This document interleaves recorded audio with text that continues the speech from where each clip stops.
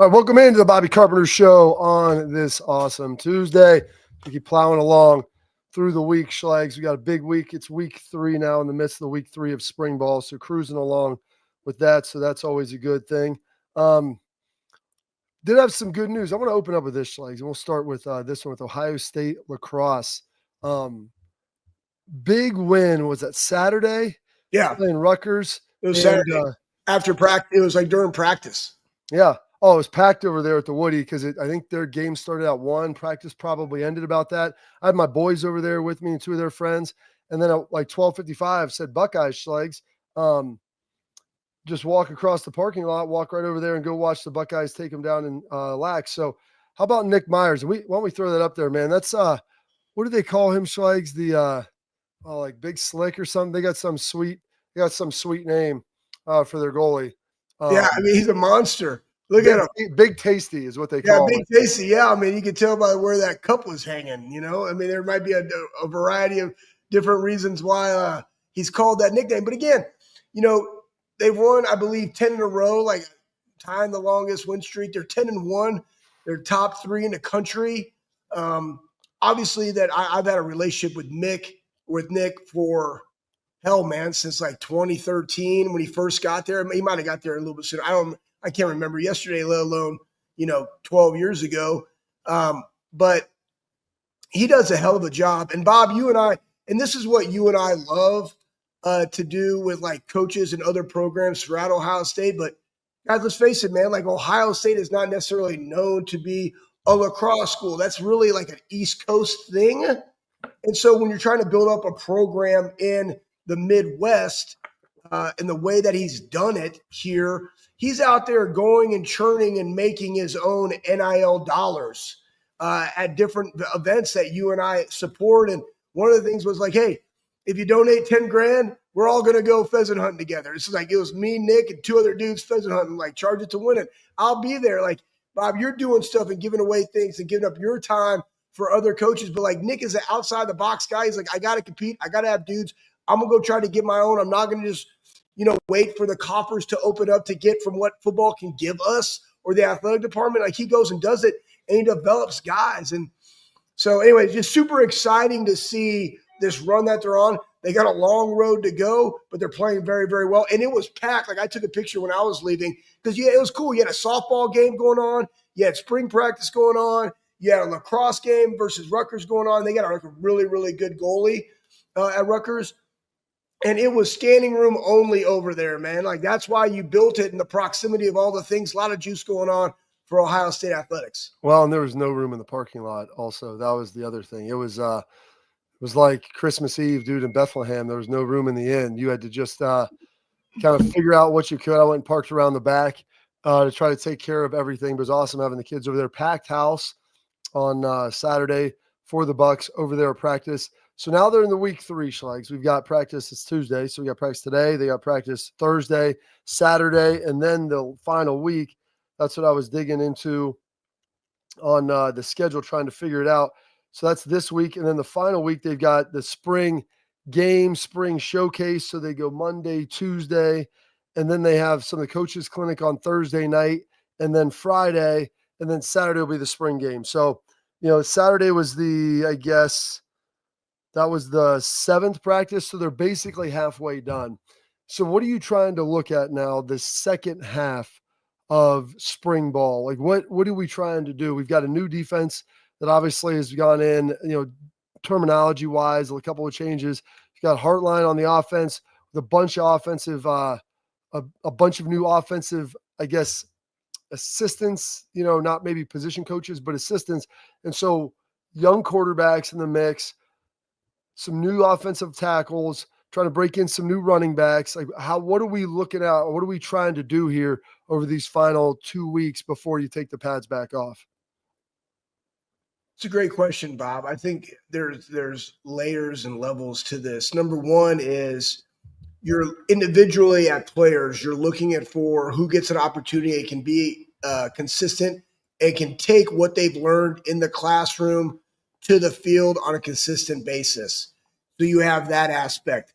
What are your guys able to do that springboards you forward into like, oh man, these are some really good defenses that we can, showcase their talents. You and I have seen Veli and Sonny doing certain things where they cannot be blocked. It's just like, whoa. But then, does a Riley get in there? Obviously Peyton Pierce has been doing really well. You're looking at the individual battles. Now, as a staff, you're finding your groove, right? So, yeah, everybody's in the office and the first 2 weeks go by. How is everybody coaching? Because the one thing you don't want to do when you have that many assistants, Bob, and you know this, you can't have too many chefs in the kitchen. And the last thing you want to do is overcoach a kid.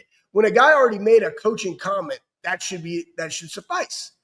So you're finding your area of which you could add value and what does that flow look like? And then how do you take that, go to the meeting rooms? And the beauty is that they have so many coaches that they can individualize certain things, but you also don't want to coach on top of each other. Remember, language drives change. So the biggest thing, if I'm a coordinator, is everybody in there speaking the same language all the time to be consistent. The different the verbiage, the more confusing it is for the athlete.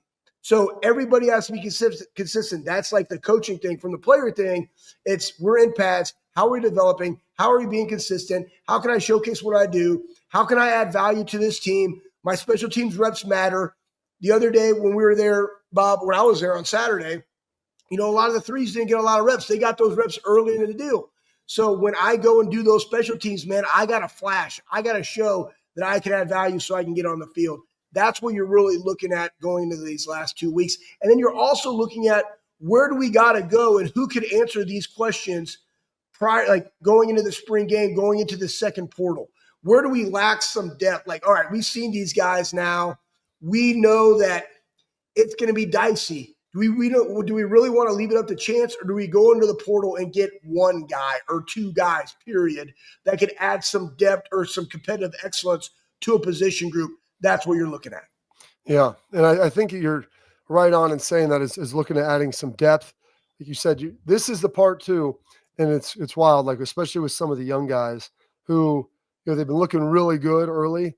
And you're starting to get to the point. I was joking with them after practice on Saturday where that cup schlegs, that cup of knowledge, if you will, starts to get really full. Yeah. All right. There's not a lot of space. And so it's not like, they've been doing this for years and you get to learn it, then it evaporates down, you remember it, pour some more water in there.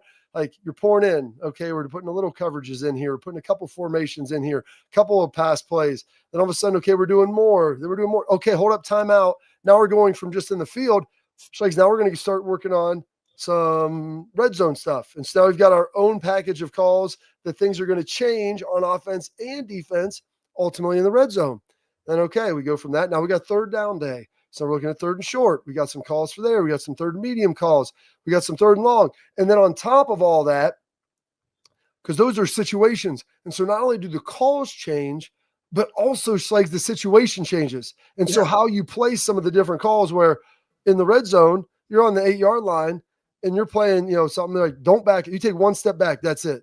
Yeah. Like, do not be backing up. Where is in third and 12, James is telling the linebackers, hey, get your butts back a little bit, let them catch it at 7 yards, and then just go tackle them.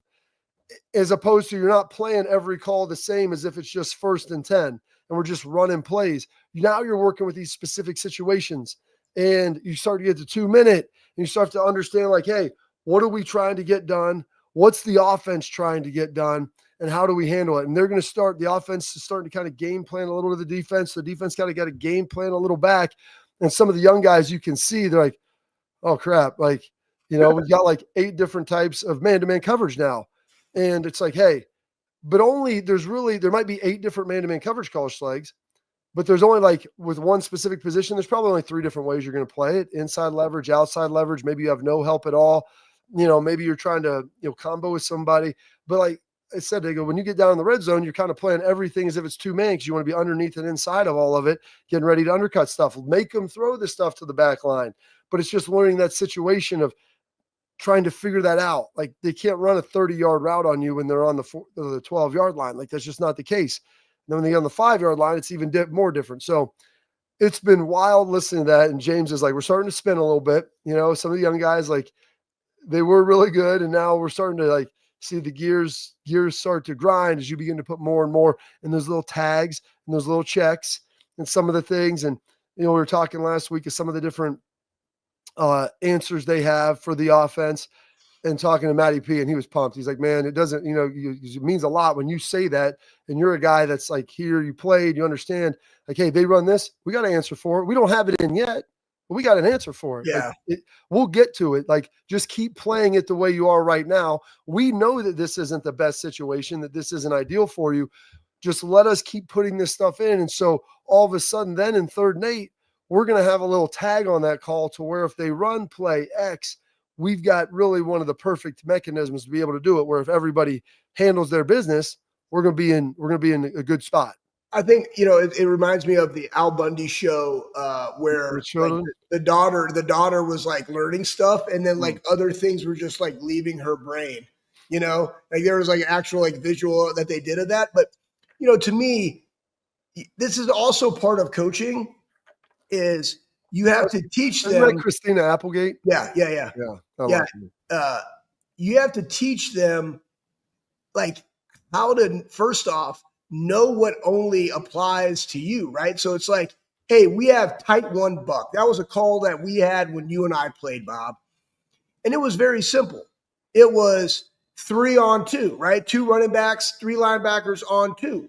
If it's 1 running back, it's us 2 on that guy. You're probably locked up on the tight end with a rat help or whatever. It depends if he was just. Explain to folks what rat help is, Schlags, or what. So rat help is that like we saw Caleb Downs actually come in as the safety, like quote unquote as the Mike, and he's just looking around to like help out where needed.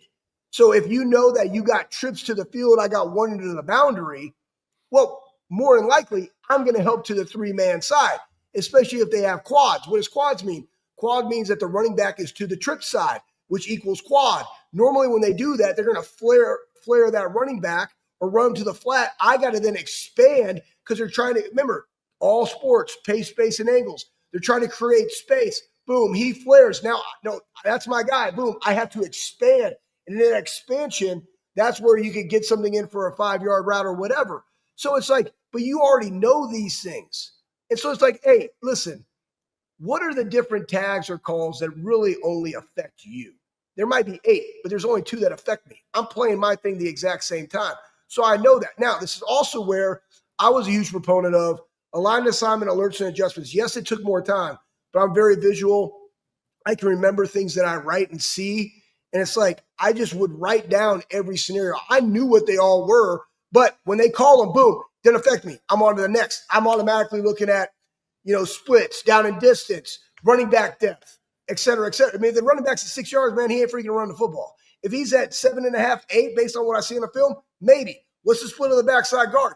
You're thinking about all of that stuff.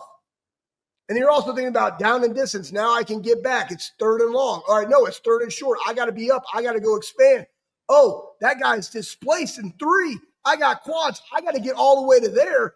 Hell, I'm going to boss over because I know they only got 1 running play to my right. That all goes into it, man. So when you're teaching these kids these things as part of coaching, but you also want to see how they can compartmentalize and then take to the field and execute. Especially the younger you are, the more confidence they have in you to be able to go get the job done. To digress, I just went on a random tangent. I have no clue what it is. From that digression, I asked what the rat was like, and that's where you got to. I don't even know where we ended Does up. everybody understand what the rat is? I hope you do. No. Listen, as good a coach as you are, you did a terrible job of explaining that. Rick Neuheis always told me, because you got to explain it to people like you're learning Spanish and you're an English speaker. The rat is your help on the underneath middle. Time out. Okay, you're playing man coverage, and the corners will have the 2 outside receivers. There's 3 more guys on the inside. It's basically you have 4 guys to cover 3, and that 4th guy is the extra guy, and they call him the rat because if someone runs a crosser or runs in front of him, he can help cut him and take that guy, and then you, if you're guarding him, you can peel off and then help somebody else. So it's really kind of a 4-over-3 scenario, and that extra guy, Schlags, he's the rat because he gets to go get the cheese. He's got the best job. He doesn't have anybody until someone cuts in front of him, and then he can go take him. And always remember this, guys. When somebody's crossed, somebody's coming back. So if they ran if I had a 3 and I'm a wrap player and he's running a crosser and the mic takes him, whoever had that guy, he packs it back because they're probably running a dig on the backside. Like those are all the things, because that's also predicated upon spacing on the backside. I'm just saying but that's the game within the game. The game within the game. That's it all right there. All right. That's it for that, as we got digressing some real meathead football stuff right there. You got a little knowledge of everything that's going on. I want to tell you about our friends over at Export. Attention parents and athletes. Protect what matters most with Export mouth guards, trusted by professional athletes and designed by NHL team Dennis. Export mouth guards, they're scientifically tested to absorb those high-impact hits, protecting both your teeth and your brain. Export mouth guards feature 3 layers of advanced protection, including a patented use of carbon fiber, custom fit to your unique smile with their own 3D printed technology. So it's a custom fit, snug to your grill for more protection, better performance, max comfort, and clear communication so you can focus on your game, not on your gear. Don't take chances with your safety. Visit exportguards.com/Bobby today and save 15% on your order. Export, protect what matters most. Will Howard threw on Pro Day. Ryan Day had some comments about it. We'll hear those comments next on the Bobby Carpenter Show.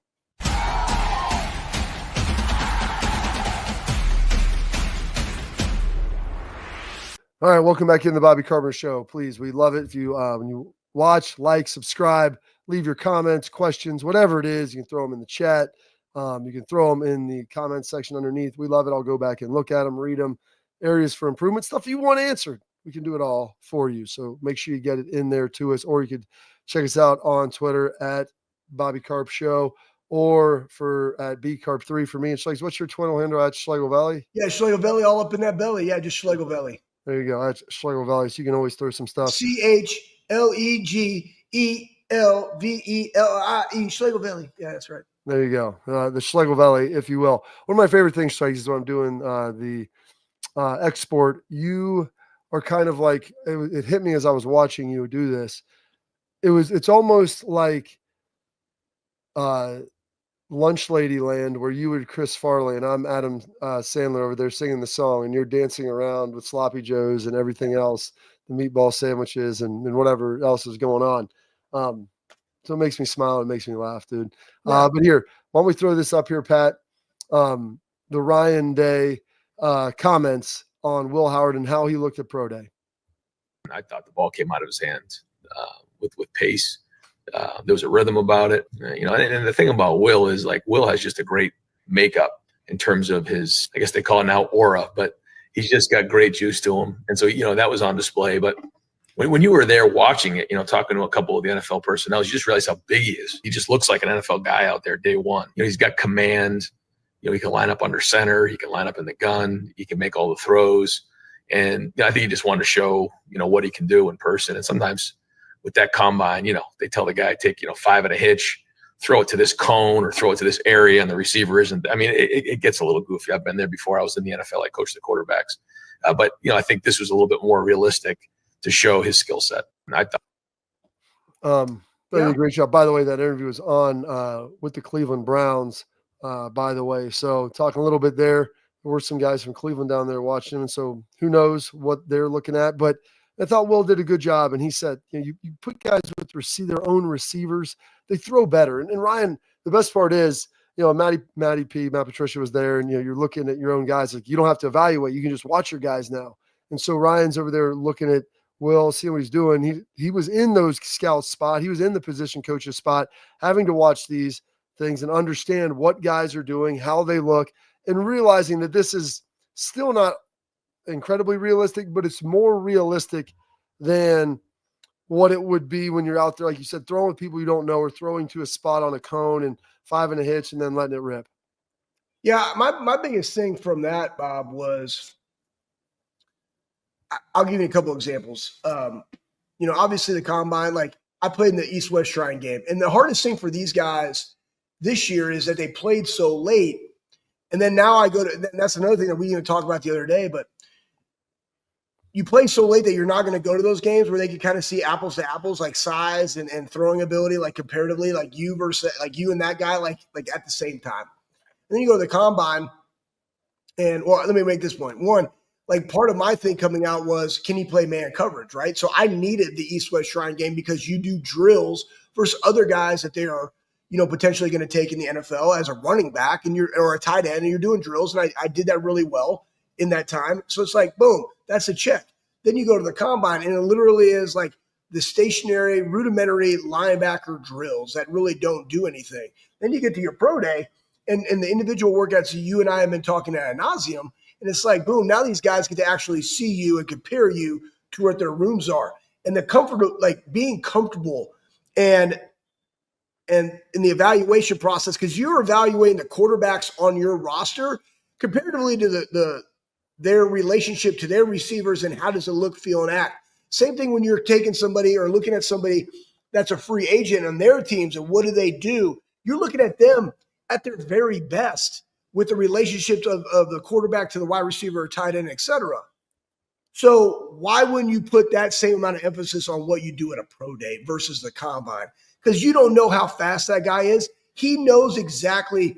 And again, let's not kid ourselves. We have the best wide receiver room in all of college football. He knows exactly how they're going to run that route, when they're going to break that route. Timing has been there because it's been grown over that entire time. That's the same thing you want in the league. He did a great job. He was 65 or 67 with 2 drops. So the dude did what he needed to do. And the best thing that Ryan said in the entire equation was it's his aura, it's its presence, it's his size and command. That is what is NFL ready because he's already a mature guy. And you're getting that when you draft him. Well, he's a big, beefy dude, too. That's the one thing that I don't think people realize. And Ryan said that in there where you just don't realize how big he is till you see him in person. Yeah, it's one thing to be like, the guy's 6'4", or 6'5", or whatever the heck he is. But then all of a sudden you see him in person, Schlegs, and not all, this, not all 6'2", 6'3", 5'11", like not all heights are created equal. Like you look at how broad his shoulders are and like how physically imposing. And then Ryan said like he's got this aura, like he's a fun dude, He is, man. I'll never forget I said something to him, Schlegs. On the Texas game, they didn't sneak. I think they tried to run the ball or so. I forget what they did. And I was like, well, man, can we get a yard? And he like snapped over at me. And I was like, hey, man, I'm not. It's like, dude, you're a big guy. You're a strong dude, man. Like lean in. I think he was just furious that like they didn't give him that opportunity to go get it on a 4th down. I think they punted. Ryan maybe punted or something. And didn't give him that opportunity to go get it. But he has this like confidence that exudes from him. And there's like a happiness about him, like a general cheerfulness, if you will, like kind of just jovial all the time. But focused in a leader, like not a slap out there. And so when you have that, like that creates that positive energy for your entire team. And it's stinking awesome to see. And you can feel that when he's out there with those guys. Yeah. I'm only going to add this, Bob. And I think it actually works to his benefit is that Will Howard came to Ohio State as a career 61% completion percentage type guy. He was a dual threat runner. Like he has to carry the team. And so I think like when you're in that situation at Kansas State, your competitive excellence has to be at an all-time high because you're the one everybody's counting on and you're the one that everybody knows that you're getting the football. Coming to Ohio State, and he said this, it was the best thing that could ever happen to him because he got developed. And then we talk about developed here. You took a guy, 61% passing completion percentage guy, and turned him to where he had the best passing completion percentage of anybody that played quarterback at Ohio State. I mean, what does that say? So then then pro coaches are like, okay, man, like this guy really, you meet him, this guy really wants to learn ball. There's more in the tank for growth and development and skill set, but he has the one thing that you can't teach, and that's that GSF, that confidence, that aura, right? That work ethic. And you pair that with somebody, again, that's why I talk about fits, man, all the time. Fits an opportunity. But if he gets on the right fit with the right opportunity on the right team that are all in on Will Howard, I think he could do very, very good things at the next level. Absolutely. But it's going to be fit, it's timing, it's opportunity. All of those things are blended in together. All right, coming up next, we've got another player, young guy at Ohio State, starting to make some waves. I joked like their cup's getting full. I think his cup's getting full, but he's still pushing through and making some big plays. And it's going to be an interesting room to see who gets on the field and how they divvy up playing time. We'll talk about who that is next here on the Bobby Carpenter Show.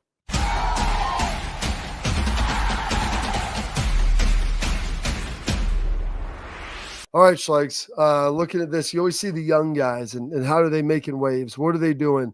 You know, they out there making plays. What does their body look like? The physical transformation, because, you know, you've got the mental aspect of it, you know, of learning things, the psychological aspect of being able to handle big-time college football, an ultra-competitive environment all the time. You know what that's like. I mean, every day.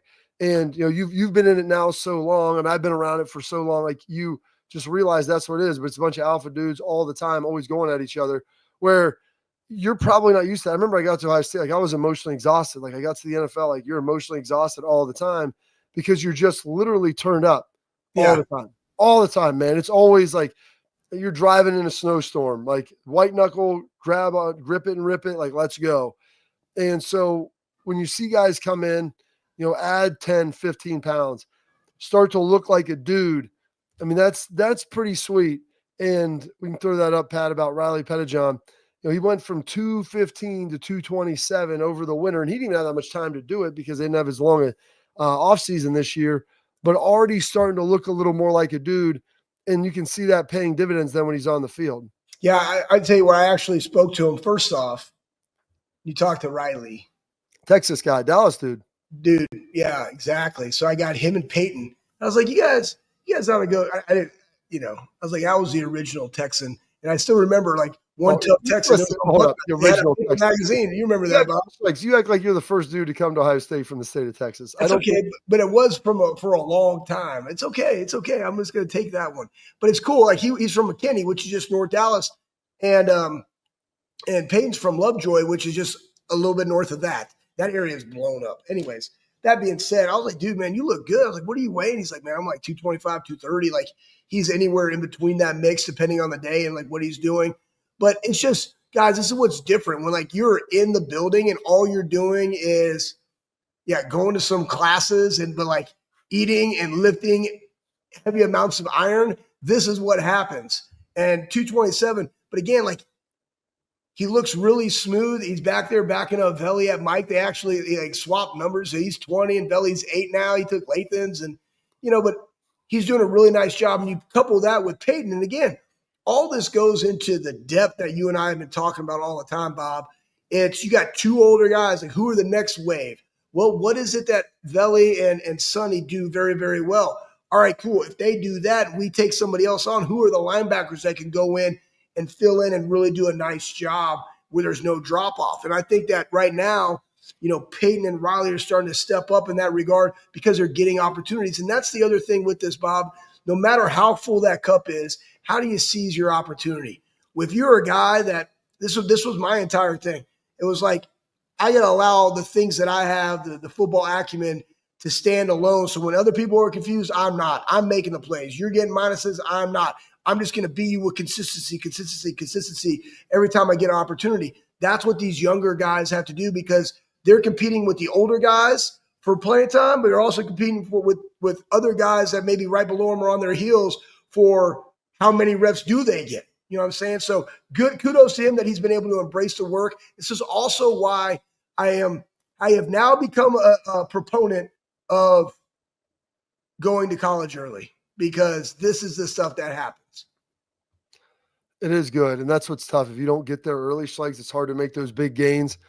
I mean, I worked out pretty hard and I did everything I needed to do. And I think I got to Ohio State at 45. Like, I think I gained probably almost 10 pounds between. It was different though, Bob. Like you and I, first off, you and I are different.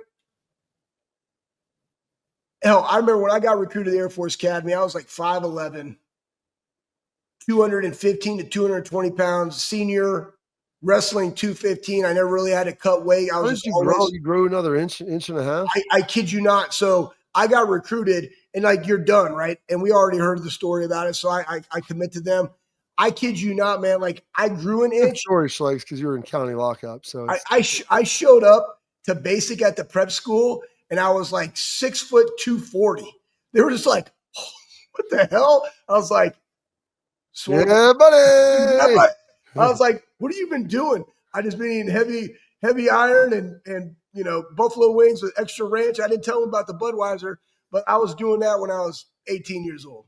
So Buckeyes. Yeah. Anthony Rodriguez knows no bounds. He doesn't. Knows no international boundaries, Schlegs. So that's one of the things, like some of these guys, like Mylan Graham didn't come in early last year. And like they said that probably stunted his growth. He would have been able to play maybe a little earlier, but it's just really hard to kind of jump in when you don't get there until June. Hell, like when we were going to school, no one even came in. AJ and I were kind of anomalies because we came in early and we drove up. Well, he stayed with Nuge, and I would drive up to Ohio State. We would work out in the summer. Yeah, I remember no one even did that back then. It used to just be show up day one at training camp. You'd have freshman camp for 3 days, and then you dive on in. And then it was wild kind of over our tenure to where we started getting a lot more mid-year guys. And then by the time we left, just about everybody was coming in early a year or two after we were done. Yeah. And I like that. We had high school experiences. The game has changed. Guys are more dedicated to like this craft. And, the biggest one I honestly think of like guys coming in early are the quarterback position, because the size of the position is different, being able to understand the playbook's different. But you also got to understand how the season of college football has now dramatically changed. So where we got a lot of work, Bob, in the summer of even growth from a strength and conditioning perspective, you don't have that as much now, because this is how it breaks, because the season's longer and it actually starts earlier, camp does, than it did when you and I played. Camp starts earlier. Season goes longer, right? Then you still have spring ball and you have winter conditioning but that's now been condensed. As soon as you're done with spring ball, they're going to have like a ooze week, and then you're into like May Mester, which is like discretionary period. There'll be a couple weeks that are mandatory, and then it's discretionary, but you're still lifting. And then at the end of May, you go into like a 6-week block that takes you all the way to the 4th of July weekend. Like that's it. And then once you get back, it literally is camp prep for 3 weeks. You get like a 4 or 5 day deal, come back, do like 2 days of stuff, and you're into camp. And so like that growth and development from the summer has changed simply because of the logistics of college football has changed. Absolutely. All right, we're going to take a quick break. Coming up, there's another young defensive player who's been making some waves out there. I mean, Lathan has talked about him and brought him up before. He's going to need some big shoes to fill at safety. We'll talk about him coming up next.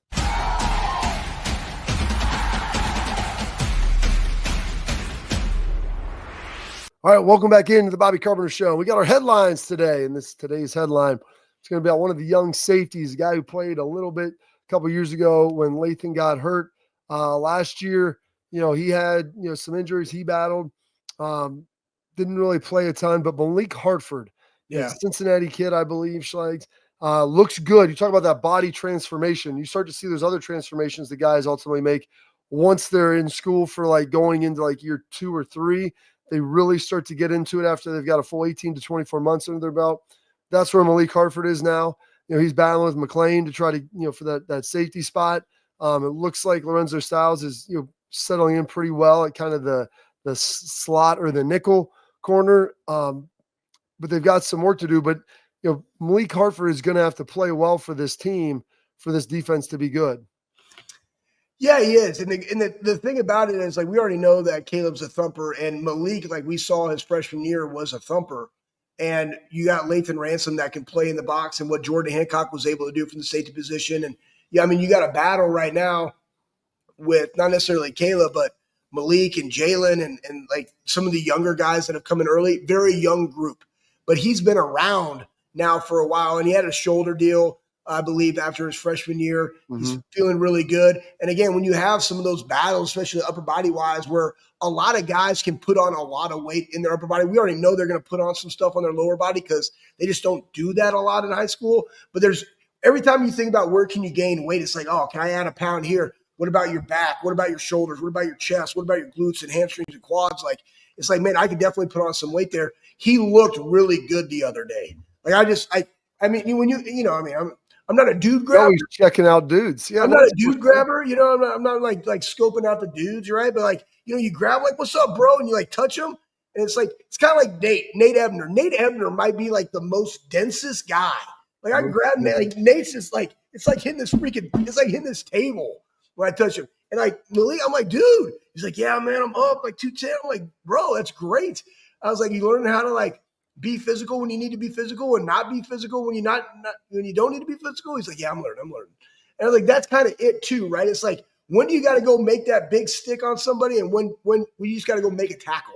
You know what I mean? And like, save your body for another day. That comes with, wisdom, right? And live bullets. And Caleb and Lathan do a great job of that. But Lathan's still going to go in there and blow it up, which that's why we love him. Absolutely. Malik, I used to call him, he was on the sandwich squad, where every time I'd see him, like, bro, get a sandwich. Like, where's your food? Like, how much are you eating? Like, get some more. He's like, I just ate, dude. I'm like, not enough.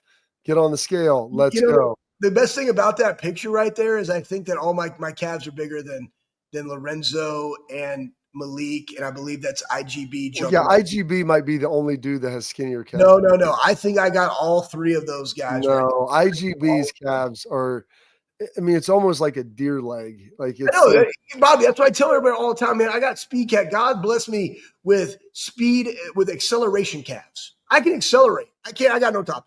I can accelerate though. Why did he give you a burly meatball grizzly bear chest then, like a gorilla? That's just like, I just like hollow out. It's like a keg body, Okay. Give me a dense skull. He knew what I was about. About that life. Yeah. About that life, man.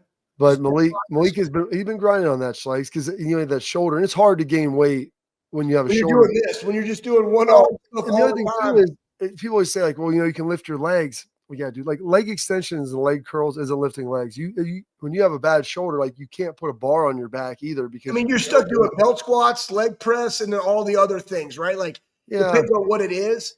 Like you can put a weighted vest on, or like do some other isometric type things. We got Kaisers and we got shit like that, but like, but it's not the same as putting a bar. It's not just straight up pig iron. You ain't doing pig iron stuff. What is pig iron? Just iron, just pure unadulterated iron. It's just a term it's a slang for weights. I've never heard pig iron in my life, Schleiks. I've been lifting since I was 13. Yeah.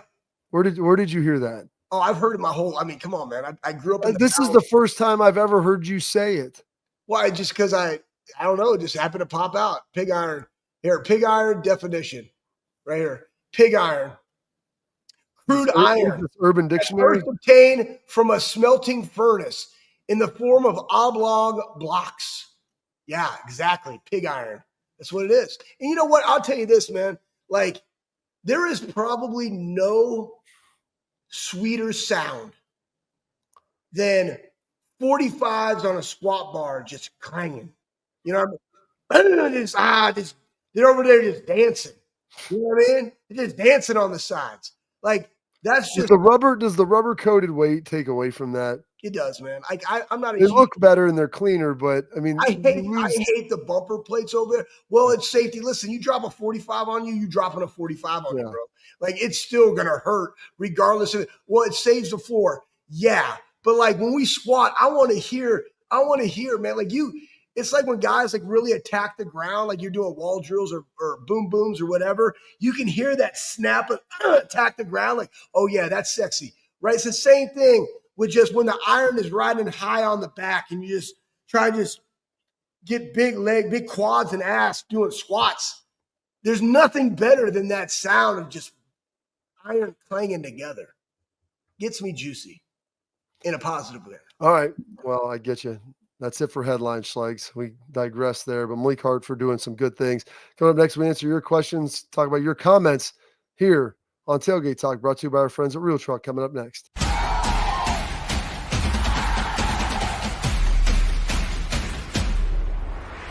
All right, now we get to Tailgate Talk, brought to you by our friends at Real Truck. Schleiks, go to realtruck.com, and it's that time of year to bring your truck, Jeep, Bronco, whatever it is, to life. Do it in a big, big way. Go to realtruck.com, interior, exterior. They got all the fixings, all the trappings to bring it up and get it going. All right, Schleiks, we've got some comments that were in the chat from last show. And I got one from John RAU 7336. If you want to toss this up, Pat. It says, Anthony, you make me laugh every day. You have a smirk that inclines one to take a swing. Yet at the same time, enthusiastically provide great content. A side I wouldn't take the swing, by the way. No way my old ass could turn your jaw far enough from your neck to do any damage. Also confident your no governor approach to life is 24/7. Pretty intense and amazing to witness. You and Bob are great together. I see Bob grit his teeth and shake his head, yet always smile afterwards. Good character can only be given by the Lord, but always needs coached. Thanks for everything, guys, and God bless. All right, Schlegs. I That mean, was a sweet comment, man. John, great comment. I didn't even know what at the end of it said because you got to expand it and break it out. I thought it was going to be more funny and maybe make fun of you some more at the end. That's what I was hoping for. Yeah, no, it's okay. No, listen, I appreciate that. Hey, you want to be, Bob, you and I know this, right? Like, what is my role when it comes to a team or a business? I'm a CEO. I'm the chief encouraging officer. Like, that's what, you know what I mean? It's like, it's funny, Bob, you and I were having a conversation over the weekend, and we talked about coaching, right? And my presence in the room when your daughter McLean was working out. And I told you, I was like, dude, she is so coachable. Like, she did a great job, right? And you're like, do you hear that? Like, you laughed, your wife laughed. Was she in the background? She was in the background, right? No, she wasn't there. I wish she would have been, but not. I was like, but you know what though? Like, and I talk about this all the time. Like, do I absolutely love coaching college and professional athletes? I do, especially football, man. I love it. But you also got to go back to, like, what is the purpose of coaching, and what do you do, like, really well? And I think God gave me an ability to encourage and find the right ways of getting people to engage in something that they don't want to be engaging in, which is very hard training. And it's like with her, it's like, man, I look right in her eyes. I'm like, no, that's not what I want. I want this, right? Or like, how do you set your hips? Like, hey, I don't need to go up. I want to be perfect at this weight. Right now, I want you to encourage your teammate, melt her face off. And then her little friend starts giggling. And I'm like, hey, there's no giggling here. I'm just looking at her. And she smiles again. I was like, that's okay. You can giggle, right? And then boom, now go eat that weight, you know? And then she does, right? Like, that's what it is, right? And you encourage you on to the next, right? So anyways, I appreciate that. And hopefully you guys can feel, you know, Bob's and my relationship, because like, we've known each other from, like, when you got, you know, stuff in college where I'm Tyrannosaurus Rex trying to drink 30 pack of Stones to where we are now, right? We've come a long way, but the stories are great, and the input, and we carry on, like, we kind of build off of each other, because there's things that I remember. And you and I had a conversation the other day with Rosinski and his wife, Jerry. And it was like, you remembered something, and then you forgot something, and I remembered something. I was like, exactly. And I was like, that's why this friendship works. Because you called Ryan Franzinger Ryan Fitzgerald. Oh, yeah. Fitzpatrick. I was like, who? Like, yeah, Fitzpatrick. I'm like, you mean Franzinger? He's like, yeah, that's it. I'm like, I couldn't have told you his first name. Yeah, we just called him Franzi. But I go, Franzi and Fitzy. That 100% isn't the case. But Buckeyes head coach is St. Ignatius, doing great things. All right, that's it for this edition of Tailgate Talk, brought to you by our friends at Real Truck. All right, we're going to wrap up the show here with our parting thoughts from Anthony Schlegel coming up next.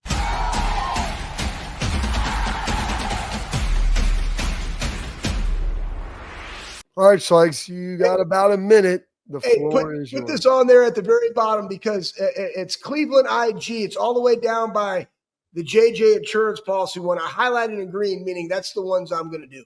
So I just thought this was funny. And I only thought it was funny because, Bob, you know, this all worked out. Oh, yeah. But you went to Gitmo. You went there. You saw what it is. And the Browns, like, it's funny. It's so funny. Like, when you're talking about Lathan going to Pittsburgh, like, hell no, man, go Browns. Like, bring him to the Browns. But hey, guys, you got you got the one side of the deal that you wanted. You kept Myles Garrett. Now, do you still want the other 5 to go to Gitmo, or you're like, hey, you know what? You can stay because we got what we wanted, and it's all good. That's up to you. I thought it was kind of funny.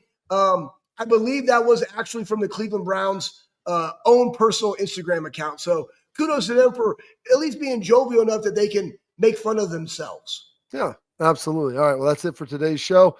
We will see you tomorrow, Wednesday. AJ's back from vacation, ready to rock and roll with us live. We'll see you then on that next edition of the Bobby Carpenter Show.